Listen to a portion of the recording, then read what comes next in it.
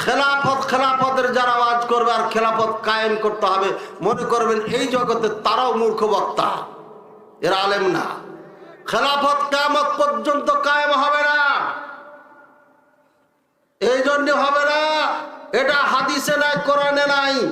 কিয়ামতের আগে খেলাফত কায়েম হবে শুধুমাত্র ইমাম মাহদী রাদিয়াল্লাহু তাআলা আনহু যখন আসবেন তখন। এর আগে কোনো খলিফা হবে না। খলিফাতুল মুসলিমিন মানে বাংলাদেশে যদি তারেক জিয়া বা শফিকুর রহমান বা যে হোক যদি খলিফা নিযুক্ত হয়ে যায়, গোটা পৃথিবী শাসন করতে হবে তাকে, খাস করে মুসলিম দেশকে।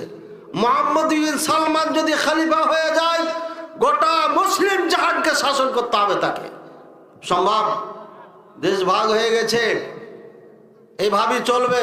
কিন্তু হ্যাঁ, ন্যায় পরায়ণ বাদশাহ আসতে পারে, ন্যায় বিচার করবে, মজলুমের অধিকার আদায় করে দিবে, এমন বাদশার জন্য দোয়া করেন আর চেষ্টা করেন।